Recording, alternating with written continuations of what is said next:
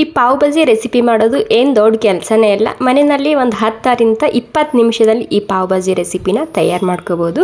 Just ಎಲ್ಲ ತರಕಾರಿ ಇದ್ದರೆ ಸಾಕು.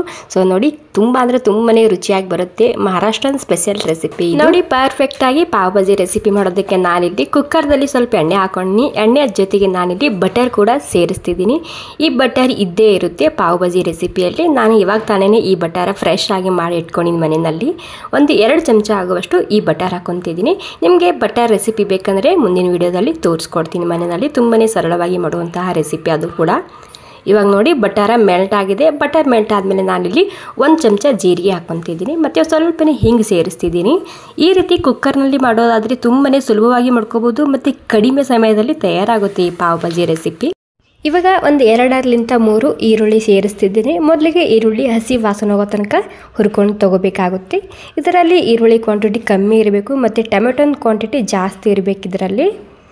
ನೋಡಿ, ಇವಾಗ ಈರುಳ್ಳಿ ಹಸಿ ವಾಸನೆ ಹೋಗಿದೆ, ಸ್ವಲ್ಪ ಕೆಂಪಾಗಬೇಕು. ಕೆಂಪಾಗಿದೆ. ಇವಾಗ ಕೆಂಪಾದ್ಮೇಲೆ ಇದಕ್ಕೆ ಟೊಮೆಟೊ ಸೇರಿಸ್ತಿದ್ದೀನಿ. ಕೆಂಪಾಗಿದ್ದಂಥದ್ದು ಮತ್ತು ಹಣ್ಣಾಗಿದ್ದಂತಹ ಟೊಮೆಟೊ ಹಾಕ್ಕೊತಿದ್ದೀನಿ. ಸುಮಾರು ಒಂದು 4ರಿಂದ 5 ಟೊಮೆಟೊ ಸೇರಿಸ್ತಿದ್ದೀನಿ ಇದರಲ್ಲಿ. ಓಕೆ, ಎಲ್ಲ ಸೇರಿಸಿ ಸರಿಯಾಗಿ ಒಂದು ಸ್ವಲ್ಪ ಇದನ್ನು ಮಿಕ್ಸ್ ಮಾಡ್ಕೋಬೇಕು. ಟೊಮೆಟೊ ಜಲ್ದಿ ಸಾಫ್ಟ್ ಆಗಬೇಕಂತೇಳಿ ನಾನಿಲ್ಲಿ ರುಚಿಗೆ ತಕ್ಕಷ್ಟು ಉಪ್ಪು ಮತ್ತು ಅರಿಶಿಣ ಹಾಕ್ಕೊತಿದ್ದೀನಿ ಸ್ವಲ್ಪನೇ. ಇವಾಗ ಇವೆರಡು ಹಾಕಿ ಟೊಮೆಟೊ ಸಾಫ್ಟ್ ಮಾಡ್ಕೊಂಡು ತೊಗೋಬೇಕು. ನೋಡಿ, ಇವಾಗ ಟೊಮೆಟೊ ಸಾಫ್ಟ್ ಆಗಿದೆ. ಇವಾಗ ನೀವು ನೋಡ್ತಿರ್ಬೋದು. ಇವಾಗ ಒಂದು 2-3 ನಿಮಿಷ ಇದಕ್ಕೆ ಮುಚ್ಚಿ ಬೇಯಿಸ್ಕೊಂಡು ತೊಗೊತಿದ್ದೀನಿ. ಇವಾಗ ಟೊಮೆಟೊ ಪೂರ್ತಿಯಾಗಿ ಸಾಫ್ಟ್ ಆಗಿದೆ. ಇದರಲ್ಲಿ ಇವಾಗ ಆಲೂಗಡ್ಡೆ ಸೇರಿಸ್ತಿದ್ದೀನಿ ಮತ್ತು ಹೂಕೋಸು ಅಥವಾ ಫ್ಲವರ್ ಹಾಕ್ಕೊತಿದ್ದೀನಿ ಮತ್ತು ಕ್ಯಾರೆಟು ಮತ್ತು ಮಟರ್ ಹಾಕ್ಕೊತಿದ್ದೀನಿ ಮತ್ತು ಬೀಟ್ರೂಟ್ ಹಾಕ್ತಿದ್ದೀನಿ. ಎಲ್ಲ ಇದರಲ್ಲಿ ಬೀಟ್ರೂಟ್ ಹಾಕೋದ್ರಿಂದ ತುಂಬಾ ಸರಿಯಾಗಿ ಕಲರ್ ಬರುತ್ತೆ. ಬೇರೆ ಯಾವುದೇ ಕಲರ್ ಆ್ಯಡ್ ಮಾಡೋ ಅವಶ್ಯಕತೆ ಇಲ್ಲ ನಿಮಗೆ. ಒಂದು 2 ಕ್ಯಾಪ್ಸಿಕಮ್ ಹಾಕ್ಕೊಂಡಿನಿ.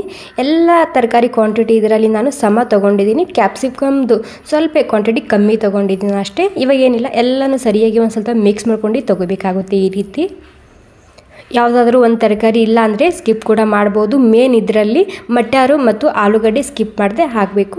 ಮತ್ತು ಒಂದು 2 ಚಮಚ ರೆಡ್ ಖಾರದ ಪುಡಿ, ಜಾಸ್ತಿ ಬೇಕಿದ್ರೆ ಹಾಕೋಬೋದು.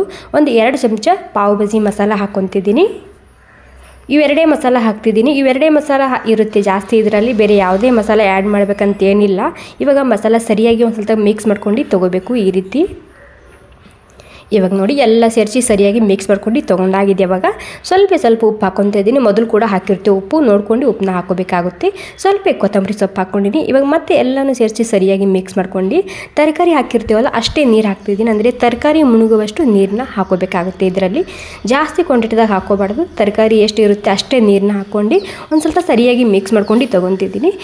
ಇವಾಗ ಕುಕ್ಕರ್ ಬಂದ್ ಮಾಡ್ಕೊಂಡು ಸುಮಾರು ಒಂದು 4ರಿಂದ 5 ಸೀಟಿ ಹೊಡ್ಸ್ಕೊಂಡು ತೊಗೊತಿದ್ದೀನಿ. ಸಾಫ್ಟಾಗಿ ಬೇಯಬೇಕು ತರಕಾರಿ, ಆ ರೀತಿಯಲ್ಲಿ ಬೇಯಿಸ್ಕೋಬೇಕಾಗುತ್ತೆ. ನೋಡಿ, ಒಂದು 4ರಿಂದ 5 ಸೀಟಿ ಹೊಡ್ಸ್ಕೊಂಡಿದ್ದು ನಾನು. ಇವಾಗ ಪೂರ್ತಿಯಾಗಿ ಸಾಫ್ಟ್ ಆಗಿದೆ ತರಕಾರಿ. ಇವಾಗ ಈ ರೀತಿ ಚಮಚನಿಂದ ಮ್ಯಾಶ್ ಮಾಡ್ಕೊಬೋದು, ಅಥವಾ ಈ ರೀತಿ ಮ್ಯಾಶರ್ ಇತ್ತಂದ್ರೆ ಅದರಲ್ಲಿಂದ ಕೂಡ ನೀವು ಇದನ್ನು ಮ್ಯಾಶ್ ಮಾಡ್ಕೋಬೇಕು. ಯಾವ ರೀತಿ ಮ್ಯಾಶ್ ಮಾಡ್ಕೋಬೇಕಂದ್ರೆ ಇದರಲ್ಲಿ ಯಾವುದೇ ತರಕಾರಿ ಕಾಣಬಾರ್ದು, ಆ ರೀತಿ ಪೂರ್ತಿಯಾಗಿ ಸಾಫ್ಟಾಗಿ ಮ್ಯಾಶ್ ಮಾಡ್ಕೋಬೇಕು. ನೋಡಿ, ಪ್ರತಿಯೊಂದು ತರಕಾರಿ ಮ್ಯಾಶ್ ಆಗಿದೆ. ಇದರಲ್ಲಿ ಯಾವ ತರಕಾರಿ ಹಾಕಿದ ಒಂದು ಗೊತ್ತೇ ಆಗ್ತಿಲ್ಲ ನಿಮಗೆ. ಆ ರೀತಿ ಇದರಲ್ಲಿ ಮ್ಯಾಶ್ ಮಾಡ್ಕೋಬೇಕಾಗುತ್ತೆ.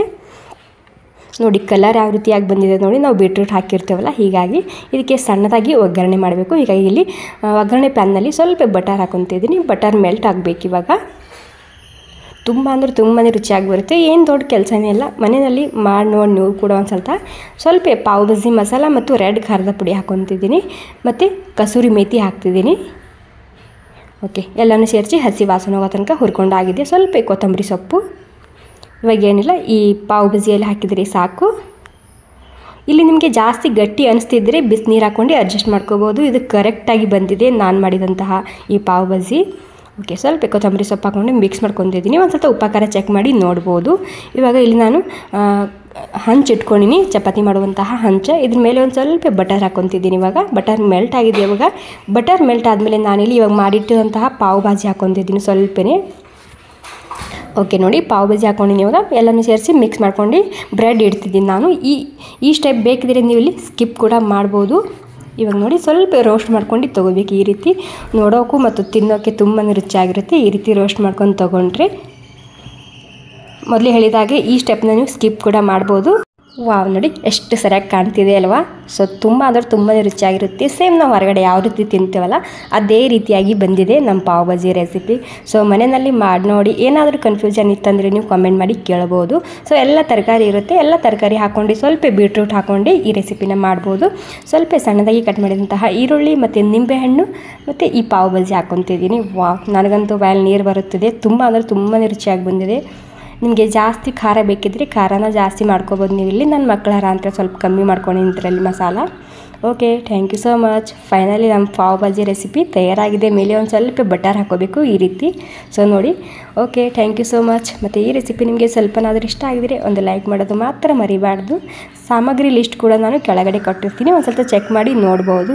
ಓಕೆ, ಮತ್ತೊಮ್ಮೆ ಥ್ಯಾಂಕ್ ಯು ಸೋ ಮಚ್ ಎಲ್ರಿಗೂ. ಖಂಡಿತ ಒಂದು ಸ್ವಲ್ಪ ಟ್ರೈ ಮಾಡಿ ನೋಡಿ.